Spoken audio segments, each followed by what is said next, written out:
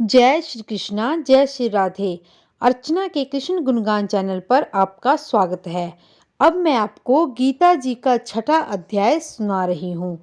श्री भगवान जी कहते हैं, हे सुमुखी, अब गीता जी का छठा अध्याय का महत्व सुनो, जिसे सुनने से मुक्ति अवश्य हो जाती है।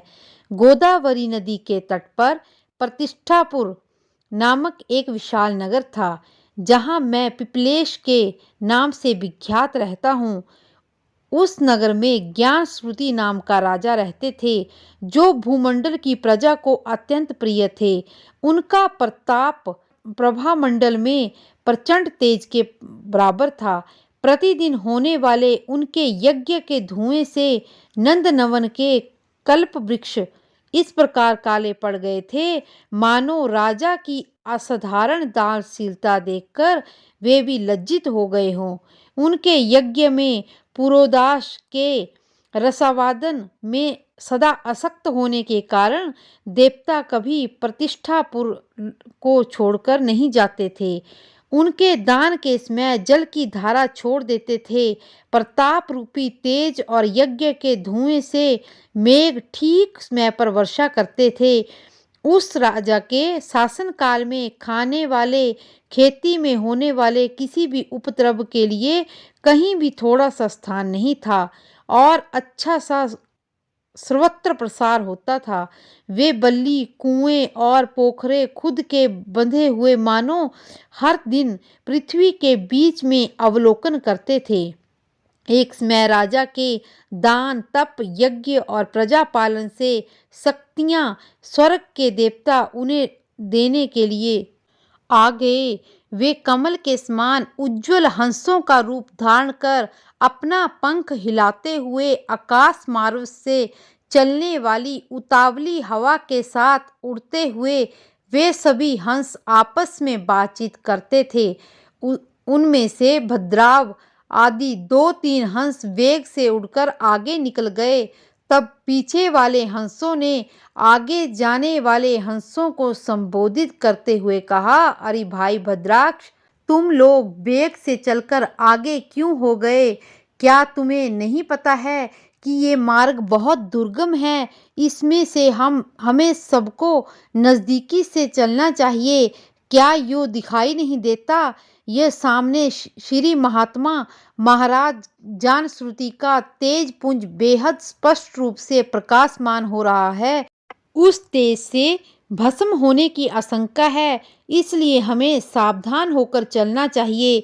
पीछे वाले हंसों ने ये वचन सुनकर आगे वाले हंस हंस पड़े और उच्च स्वर में उनकी बातों का मजाक उड़ाते हुए बोले, अरे भाई, क्या यह राजा जान श्रुति का बेहद ब्रह्मवादी रैक्व के तेज से भी अधिक तीव्र है?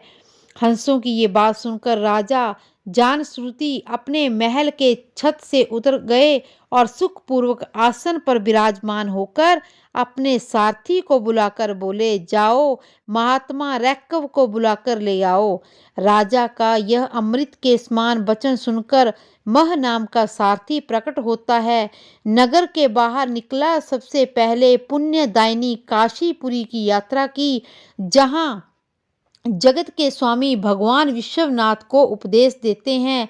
उसके बाद वह क्षेत्र में पहुंच गया जहां प्रफुल्ल आंख वाले तदंतर नाना तीर्थों में भ्रमण करता हुआ सारथी पाप नाशिनी मूथपुरी में गया। वह भगवान श्री कृष्ण का आदि स्थान है, जो परम महान और मोक्ष को प्रदान करने वाला, और शास्त्रों में ये तीर्थ त्रिभुवनपति भगवान गोविंद के अवतार स्थान के समान प्रसिद्ध है।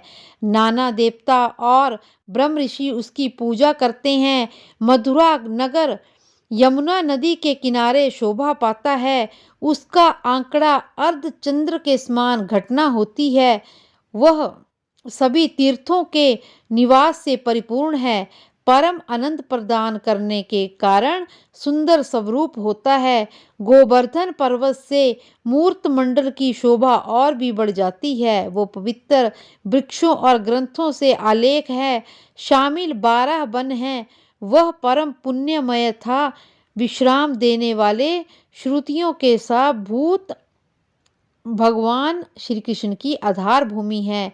तत्पश्चात मथुरा से पश्चिम और उत्तर दिशा की ओर दूर तक जाने पर सारथी को कश्मीर नाम का नगर दिखाई दिया, जहां शंख के समान उज्जीवन गगनचुंबी महलों की पंक्तियां भगवान श्री कृष्ण के अट्टहास की शोभा खोज है, जहां ब्राह्मणों के शास्त्रीय आलाप सुनते हुए प्रेरक भी सुंदर वाणी और पदों का उच्चारण करते हुए देवता के समान हो जाते हैं, जहां निरंतर होने वाले यज्ञ धूम से व्याप्त होने के कारण आकाश मंडल मेघों से धुलते रहने पर भी अपनी कालिमा नहीं पहचानते, जहां उपाध्याय के पास आते हैं और जहां मणिकेश्वर नाम प्रसिद्ध भगवान चंद्रशेखर देहधारियों को वरदान देने के लिए नित्य निवास करते हैं।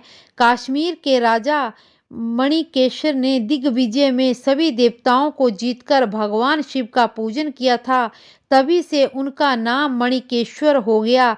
अन्य के मंदिर के दरवाजे पर महात्मा रैकव एक छोटी सी गाड़ी पर बैठे हुए अपने कपड़ों को खुरजाते हुए वृक्ष की छाया का सेवन कर रहे थे। इसी अवस्था में उन्होंने सारथी को देखा। राजा के बताए हुए विशेष चिन्हों से उन्होंने शीघ्र ही रैकव को पहचान लिया और उनके चरणों में प्रणाम करके कहा, हे ब्राह्मण, आप किस स्थान पर रहते हो? आपका पूरा नाम क्या है? आप तो सदा स्वच्छंद विचरने वाले हो, फिर यहाँ किस लिए आए हो तथा आपका क्या करने का विचार है? सारथी के ये वचन सुनकर परमानंद में निमग्न महात्मा रैकव ने उससे कहा, हालांकि हम पूर्ण काम हैं, हमें किसी वस्तु की आवश्यकता नहीं है। हालांकि कोई भी हमारी मनोवृत्ति के अनुसार परिचर्या कर सकता है।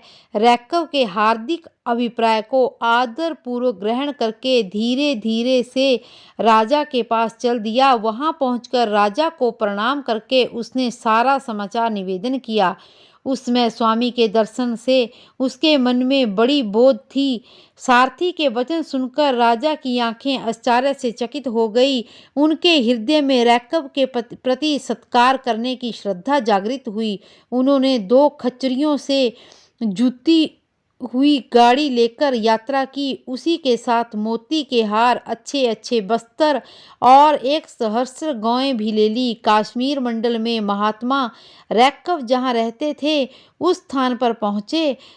राजा ने सभी वस्तुएं उनसे आगे निवेदन कर और पृथ्वी पर साष्टांग प्रणाम किया और पूछा, हे भगवान, आप भक्ति पूर्वक बताओ कि आप में ये अद्भुत महात्म्य कैसे आया? तो रैकव ने कहा, राजा, मैं प्रतिदिन गीता जी के 6ठे अध्याय का पाठ करता हूँ। इसी से मेरा तेजो राशि दुनिया के लिए। तदंतर परम बुद्धिमान राजा जानश्रुति ने यत्न पूर्वक महात्मा रैकव से गीता जी के 6ठे अध्याय का अभ्यास किया। इससे उन्हें मोक्ष की प्राप्ति हुई।